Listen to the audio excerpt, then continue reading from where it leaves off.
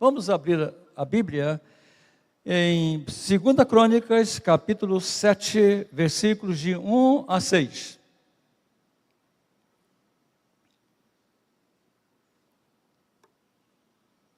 Segunda Crônicas 7, versículos de 1 a 6. Convido os irmãos a ficarem de pé. Convido os irmãos que estão online para abrirem suas Bíblias também. Vamos ler a palavra do Senhor. Quando Salomão terminou a oração, desceu fogo do céu e queimou os sacrifícios. E a glória do Senhor encheu o templo, de maneira que os sacerdotes não podiam entrar no templo do Senhor. Quando todo o povo viu o fogo descendo e a glória do Senhor sobre o templo, todos se curvaram com o rosto em terra e adoraram e deram graças ao Senhor, dizendo: Ele é bom e o seu amor dura para sempre. Então, o rei e todo o povo de Israel ofereceram sacrifícios queimados ao Senhor. A contribuição que o rei Salomão fez para esta cerimônia foi de 22 mil bois e 120 mil ovelhas. Dessa forma, o rei e todo o povo dedicaram o templo ao Senhor. Os sacerdotes estavam em pé nos seus lugares de serviço, e os levitas com seus instrumentos musicais tocavam hinos e ações de graça e cantavam: O seu amor dura para sempre. Eles usaram os instrumentos musicais que o próprio rei Davi havia feito e usado para louvar o Senhor. Então os sacerdotes tocaram as trombetas de frente para os levitas, e o povo estava em pé. Amém. Queira sentar-se, irmãos. Que texto maravilhoso, não é? Tem muita gente que sonha com tantas coisas, mas aqui não é sonho não. Eles viram descer fogo do céu sobre o templo, manifestando assim a presença gloriosa do Senhor nosso Deus. Estamos então comemorando 79 anos. A nossa igreja foi organizada num tempo de guerra. Em 6 de agosto de 1945, numa segunda-feira, os Estados Unidos lançaram uma bomba atômica sobre a cidade de Hiroshima. No dia 9 da mesma semana, na quinta-feira, os Estados Unidos lançaram uma bomba atômica sobre a cidade de Nagasaki, lá no Japão. Quinta-feira. E no domingo, às 3 horas da tarde, a nossa igreja foi organizada. 2 bombas de destruição e uma bomba de edificação, de restauração, de salvação de almas. E assim começou a nossa igreja há 79 anos. O que é uma igreja irresistível? Nós temos visto nesses dias de Olimpíadas como a igreja é irresistível, como a igreja é vencedora, como a igreja progride. Pessoas cantando louvores a Deus, uma atleta agora à tarde falando em nome de Deus, que Deus abençoou, Deus abençoou, Deus abençoou. Para a igreja, o sucesso pode incluir questões de propaganda, de instalações, grandes eventos, mas nada disso tem exclusividade para definir o seu êxito.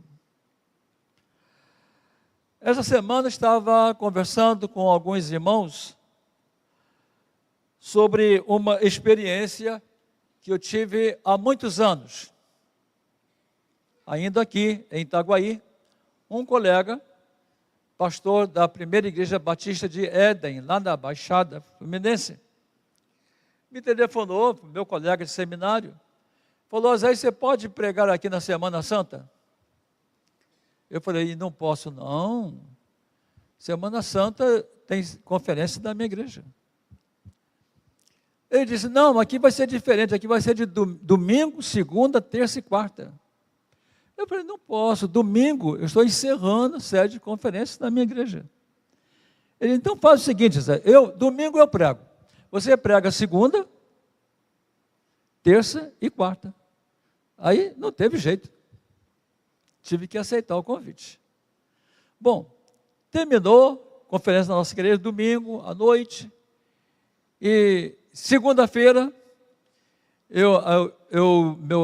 meu carro era uma Kombi velha, eu peguei um carro, uma Brasília emprestada, com o irmão Beto Chinagawa, a Ana e eu fomos então. E eu fui falando no carro: esse negócio não vai dar certo não. Hoje já se viu conferência segunda, terça e quarta. A igreja deve estar vazia. Cheguei lá, a igreja estava lotada. Preguei, teve 12 decisões. Bom, na terça-feira teve uma greve de ônibus. Aí eu fui falando: não vai dar certo, greve de ônibus, como é que vai à igreja? Se não tem condução? A igreja estava mais cheia ainda. Quando fiz o apelo, teve mais de 30 decisões. Faltou conselheiro, faltou papel, faltou caneta, faltou tudo. Vim embora. Na quarta-feira não tinha mais greve de ônibus. Aí eu pensei: hoje vai ser um fracasso, o pessoal voltou a trabalhar, e tal. Cheguei lá, a igreja estava tão cheia, que pegaram até as cadeiras da sala dos diáconos para botar, porque não tinha mais cadeira para pegar em lugar nenhum. Igreja superlotada embaixo e na galeria. Mais 30 e tantas decisões. Teve 82 decisões. Depois, conversando com o pastor, fazendo um lanche lá com ele, eu perguntei: Arildo, o que você fez?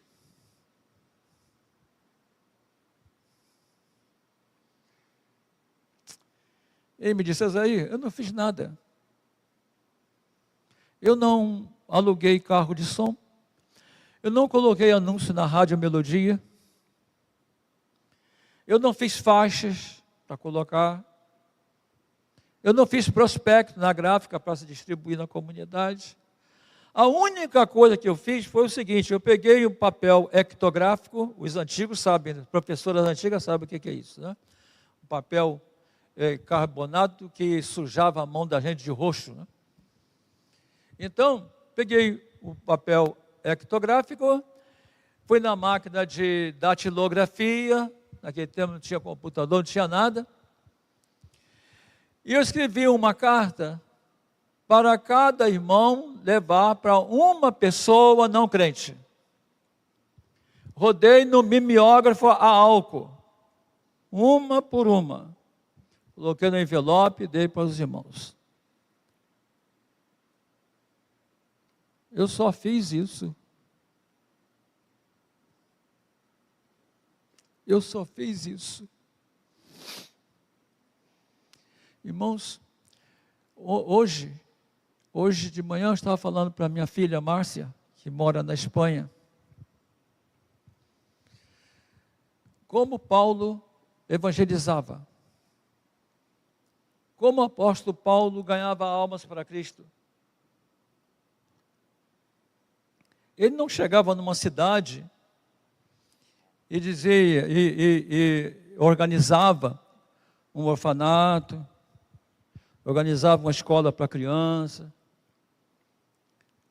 organizava uma organização social, para aos poucos ir ganhando a amizade das pessoas, para pregar o evangelho. De jeito nenhum.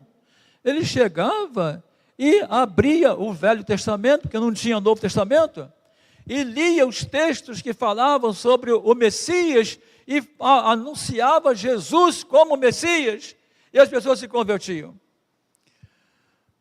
Um homem na cidade de Éfeso escreveu uma carta para o imperador. Éfeso, naquela ocasião, tinha 200 mil habitantes.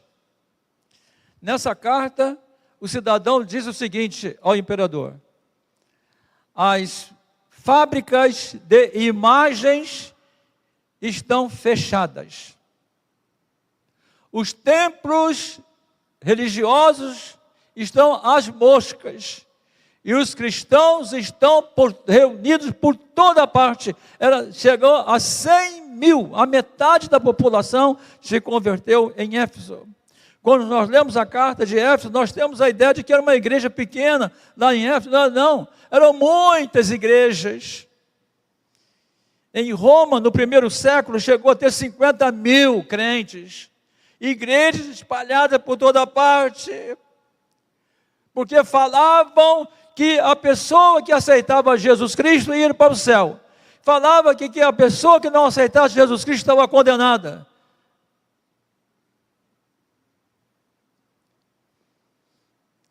O sucesso se deve ao fato da igreja estar completamente nas mãos de Deus. O sucesso da igreja depende de estar nas mãos de Deus. Um colega que foi pastor em Boston, que eu já falei agora, o pai dele esteve no meu concílio há 41 anos. Ele esteve na Holanda. Assistiu cultos em igrejas na Holanda. Sabe o que os jovens fazem depois do culto? Eles vão para os bares beber e cheirar cocaína. Porque as igrejas hoje não estão falando sobre conversão. As igrejas hoje não falam sobre salvação, sobre o novo nascimento, sobre mudança de vida.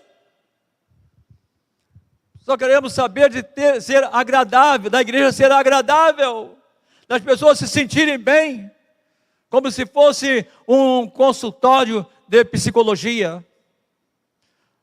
As pessoas precisam contestar os seus pecados, precisamos falar dos seus pecados, das suas dificuldades, em ter uma vida correta diante de Deus. A retidão de Deus é estendida a nós devido à obra de Cristo na cruz. Não somos nós que decidimos quão perto chegaremos a Deus. Quanto mais perto, mais Ele pode nos usar para a sua glória. A grande estátua do Cristo Redentor foi feita na Itália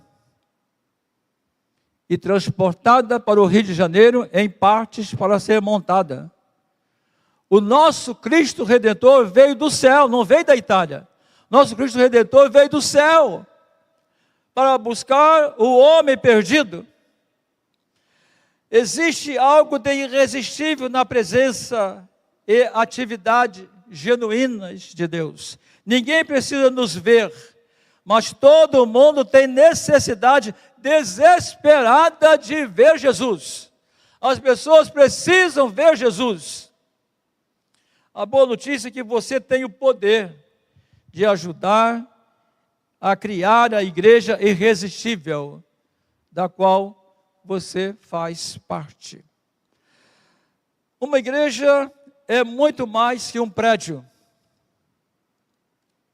Muito mais que um prédio. Quando nós estávamos para começar a construção deste templo, alguns irmãos muito bem intencionados me disseram: pastor, tem que mandar embora todas as pessoas que trabalham remuneradas na igreja, para poder a igreja juntar dinheiro para construir o templo. Eu peguei o projeto, botei ali na gaveta e falei: então não tem mais construção, porque para mim o mais importante é vida.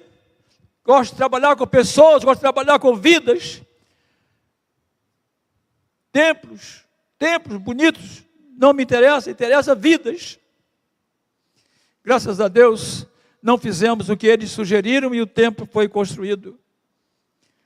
Quanto mais crescemos no sentido de sermos como Cristo, mais nos comprometemos com seus propósitos e mais nos envolvemos em sua missão. Precisamos ser mais espirituais. Charles Finney, antes de falar sobre o que ele fez, o que ele fazia, vou falar sobre a conversão dele. Charles Finney era membro de uma igreja. Cantava no coral da igreja, em Nova York.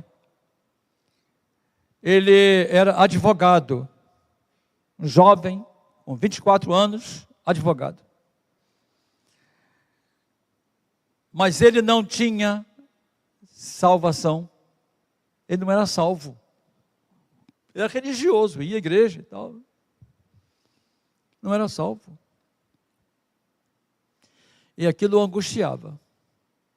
Um dia, de manhã cedo, ele disse para Deus: Senhor, hoje o meu problema será resolvido.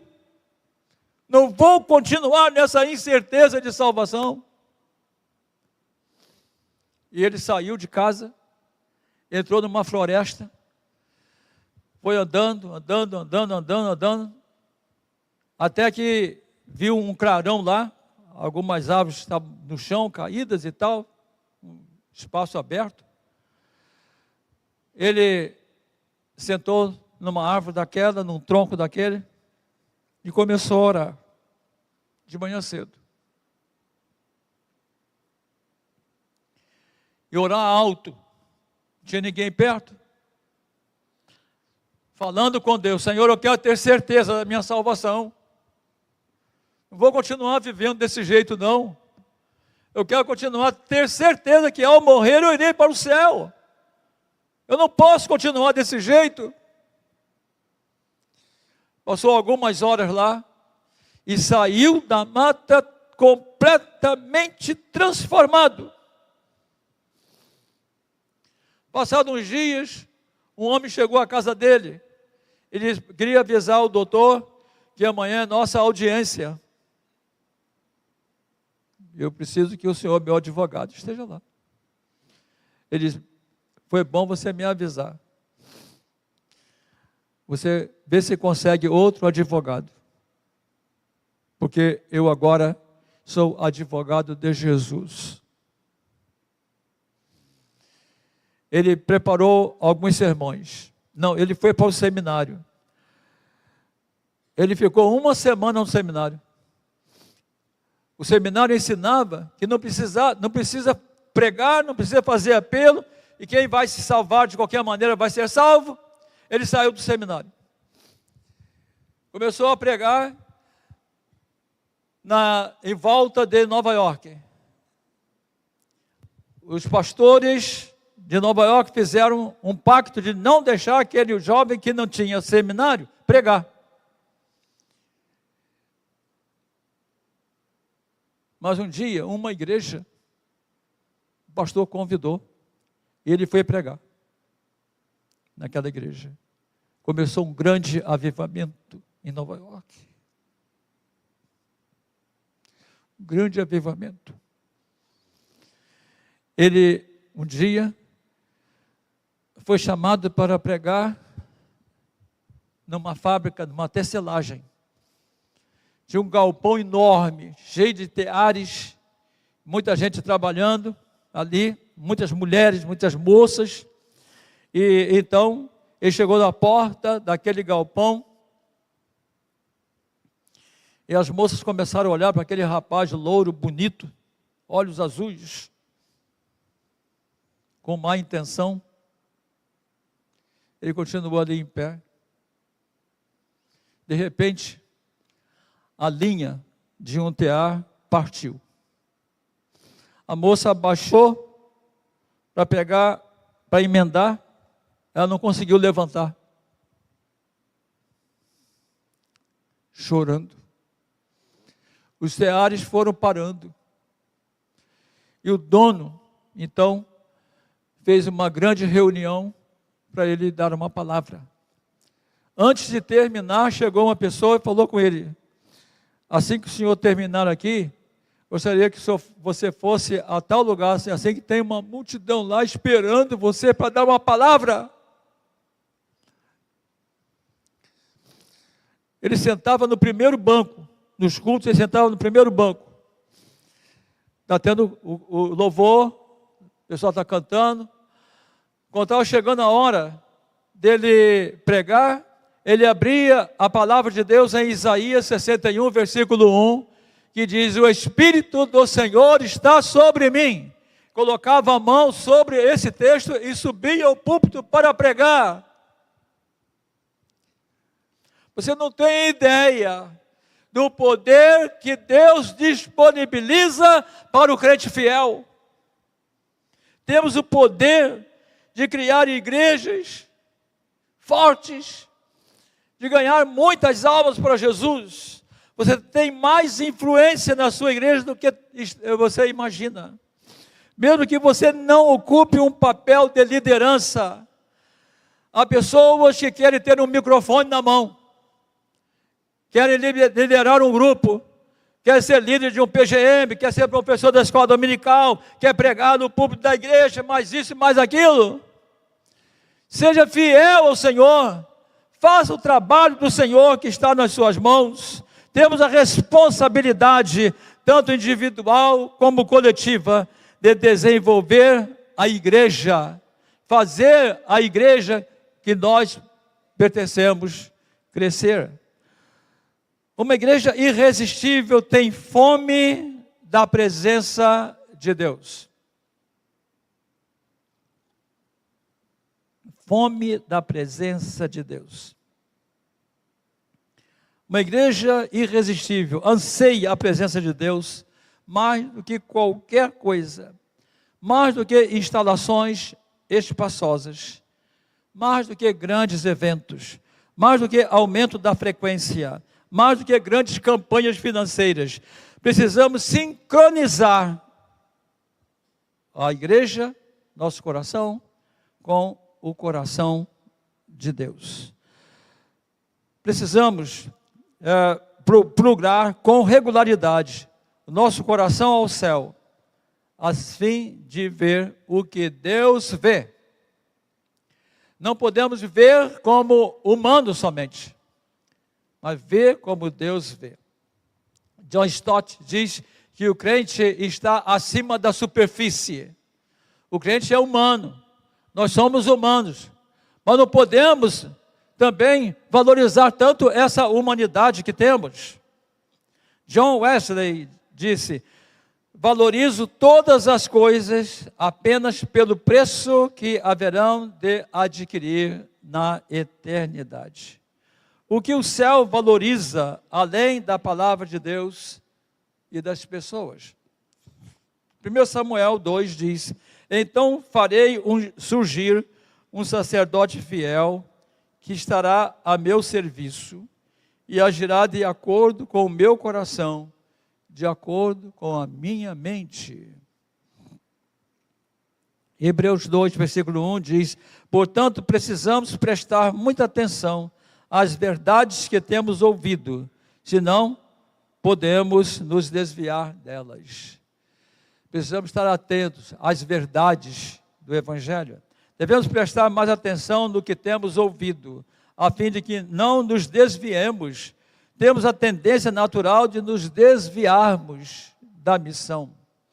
Se você passa muito tempo sem ler a Bíblia, e de repente você resolve ler a Bíblia, você perceberá claramente que você estava afastado do Evangelho.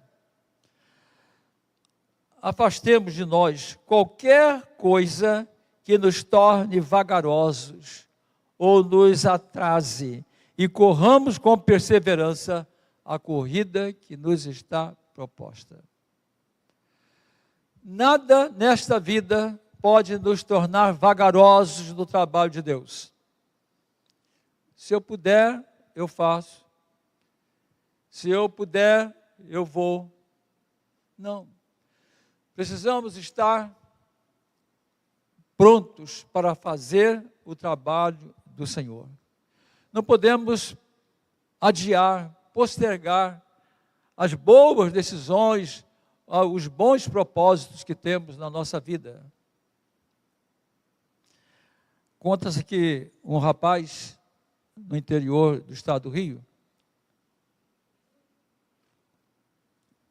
começou a namorar uma moça. Então, estava dando certo. E a moça queria casar.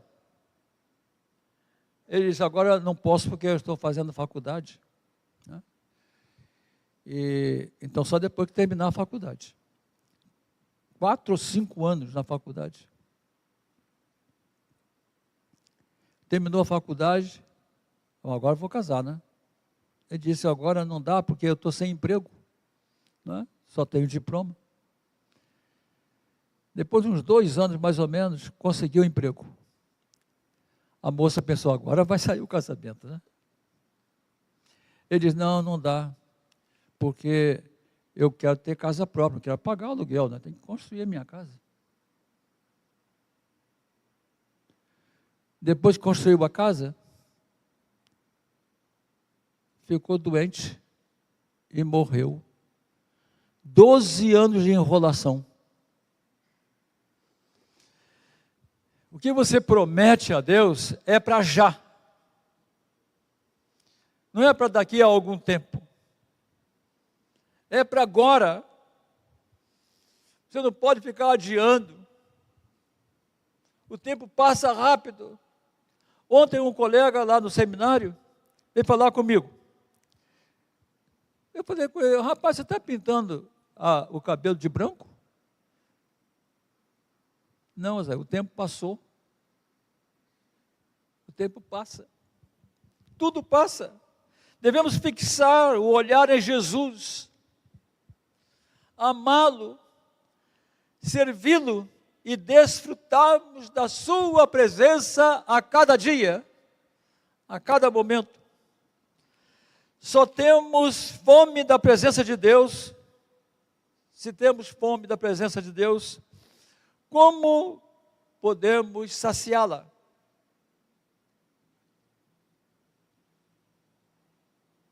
Há um livro com um título muito interessante de um autor da Assembleia, um pastor da Assembleia de Deus dos Estados Unidos. Faminto por Jesus. Faminto por Jesus. Devemos ter fome de Jesus. De que maneira podemos ver Deus agindo em nosso meio? Em nosso coração, em nossos lares, em nossa igreja. De que maneira a presença de Deus se manifesta? Muitas das vezes, irmãos, líderes estão preocupados com métodos. Tem que ter método. A igreja só vai crescer se tiver esse método, senão não cresce. Aí me faz lembrar do meu colega, pastor Moisés. Foi no interior de Minas, visitar a filha que estava morando lá, num cantão de Minas. Falou com a Marilza, onde tem igreja? Onde está a igreja? Não, aqui não tem igreja não, pai. Não tem igreja? Não tem igreja.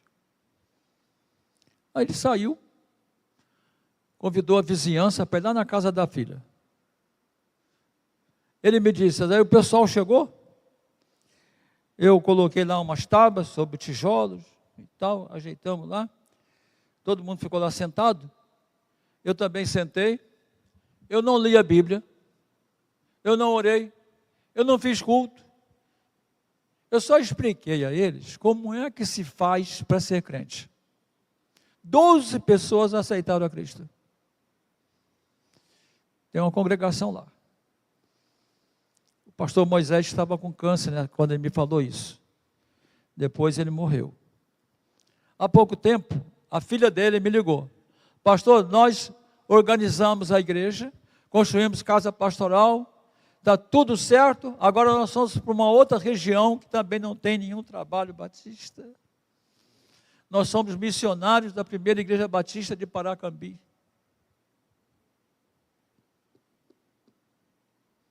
Não é difícil não, irmão. Não é difícil. Eu sempre falo para os irmãos que a minha viagem a Cuba mudou radicalmente o meu modo de pensar como pastor. Aqui no Brasil, olha, vamos começar uma igreja em tal lugar? Vamos. Primeira coisa, compra o terreno.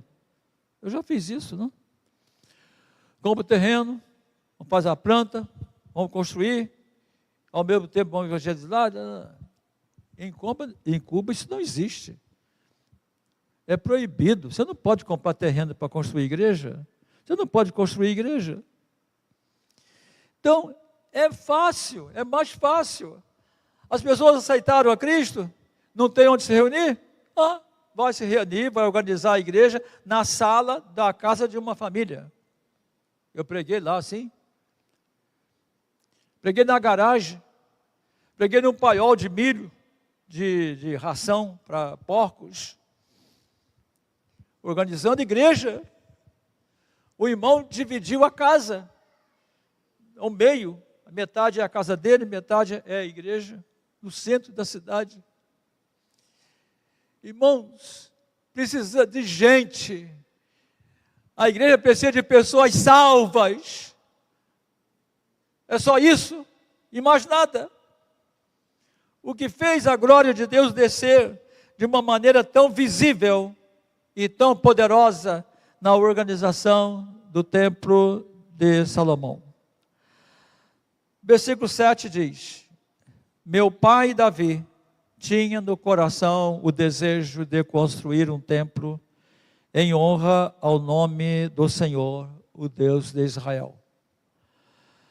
Mas o Senhor disse a ele: foi bom você ter esse desejo no coração, de construir um templo ao meu nome. Deus conhece melhor do que nós mesmos os propósitos do nosso coração. Se o nosso propósito sincero é honrado, preparemos-nos para a manifestação da sua presença. Preparemos-nos para a manifestação da sua presença. Se o nosso propósito é honrar o nome do Senhor.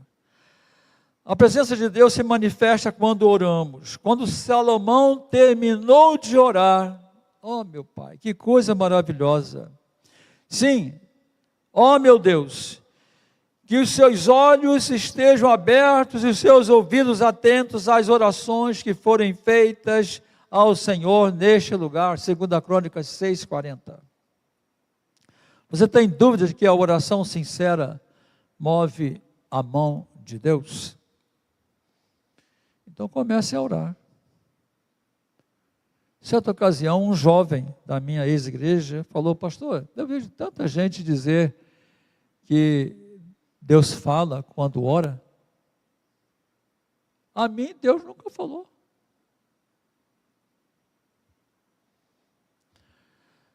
Como é que isso acontece? Eu disse: quanto tempo você gasta em oração? Uns 3 minutos, mais ou menos, no máximo 5. Eu falei: estica para 15 minutos.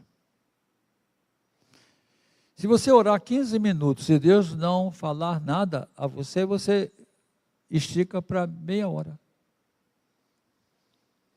Se você orar meia hora e Deus não falar nada, aumenta mais, até Deus falar, porque Deus fala assim ao nosso coração. Deus muda a nossa vida. Nós falamos com todo mundo, mandamos mensagem no WhatsApp para todo mundo, mandamos mensagem de áudio para todo mundo. Fala com Deus. Fala com Deus. Trabalhei numa empresa no centro do Rio 20 anos. Uma empresa de judeus. A Suzana, filha do dono da empresa, estava fazendo análise. Uma vez por semana, ela ia ao consultório do analista. Um dia, o pai falou com ela: o que você fala lá? Como é que acontece? Não, só eu falo. Ele não fala nada, ele só me ouve. E quanto você paga? 100 cruzeiros por semana. Ele disse: minha filha, fala o seguinte, passa a falar tudo que está no seu coração para a parede e pega 100 cruzeiros por semana e coloca no cofre. Fala com Deus, fala com o Senhor, abre o coração para Deus, Ele atende. Se temos fome da presença de Deus, por que não oramos? E porque, se oramos, por que não oramos mais um pouco? Há crentes que oram meio minuto quando acorda, meio minuto na hora do almoço, meio minuto na hora do jantar, meio minuto na hora de deitar, um total de 2 minutos por dia. Mas como tem crente que faz regime, não janta, então reduz para 1,5 minutos, né? Com esse tipo de oração, não vai ouvir Deus nunca. Se verdadeiramente cremos no poder da oração, podemos até transformar os cultos de domingo em grandes cultos de oração, reunir a igreja para a oração, e não precisa ter mais nada, porque Deus se manifesta quando nós oramos. A presença de Deus se manifesta quando lhe oferecemos o nosso melhor. O nosso melhor. Os irmãos sabem que os judeus ofereciam sacrifícios pelos seus pecados. Então, o judeu pegava lá a ovelha, ele olhava a ovelha, as orelhas, o nariz, a boca, as pernas e tal, não tem defeito nenhum, tá bom. Então ele separava num canto, perto da casa. Todo dia ele ia lá verificar se tinha algum defeito. Segundo dia, terceiro dia, quarto, todo dia. A preocupação era oferecer a Deus um animal sem defeito. Sabe que eu já vi oferta na igreja com nota rasgada? Nota rasgada, nota de dinheiro rasgada. Precisamos oferecer ao nosso Deus o melhor. Gastou tanto bronze que nem conseguia pesar. 2 Crônicas 4,18. Muito bronze. 1 Reis 9, versículo 14, diz que foram mais de 4.000 quilos de ouro. Olha, mais de 4.000 quilos de ouro. Nosso Deus merece o melhor do nosso tempo, dos nossos dons, dos nossos talentos, do nosso orçamento, da nossa mente, da nossa vida. A presença de Deus se manifesta quando Ele aprova aquilo que fazemos. Quando Deus aprova a nossa adoração, 2 Crônicas 7:3, quando o povo, todo o povo, viu o fogo descendo e a glória do Senhor sobre o templo, todos se curvaram com o rosto em terra e adoraram, e deram graças ao Senhor. Quando Deus aprova nossa consagração, olha só, então, 2 Crônicas 7, então o rei e todo o povo de Israel ofereceram sacrifícios queimados ao Senhor. A contribuição que o rei Salomão fez para essa cerimônia foi de 22.000 bois e 120.000 ovelhas. Falamos muito sobre o Deus de Abraão, o Deus de Isaque, o Deus de Jacó. Se sabemos que Deus ainda é o mesmo, então o que falta hoje é o Abraão, o Isaque, o Jacó. Diz então, 2 Crônicas 7:10, então no 23º dia do 7º mês, o rei mandou o povo de volta para as suas casas, e todos foram alegres e felizes, porque o Senhor havia sido bom para Davi e Salomão e para Israel, o seu povo. Em 2 Crônicas 7:14, diz, se o meu povo se humilhar e orar. Olha só a ordem. Não é se o meu povo orar e se humilhar. É o contrário. Se o meu povo se humilhar e orar, e me procurar, e se arrepender, e mudar sua maneira errada de viver, eu ouvirei do céu as suas orações, perdoarei seus pecados e sararei a sua terra. Toda essa vitória, todas essas bênçãos, depende de nos humilharmos, orar, buscar a face do Senhor, se arrepender, mudar o nosso modo de viver. Gregory Friesel fala sobre os pecados de pornografia na internet e nos meios de comunicação. Em Levítico 22 diz que quando oferecemos o culto a Deus, precisamos oferecê-lo de tal modo que sejamos aceitos.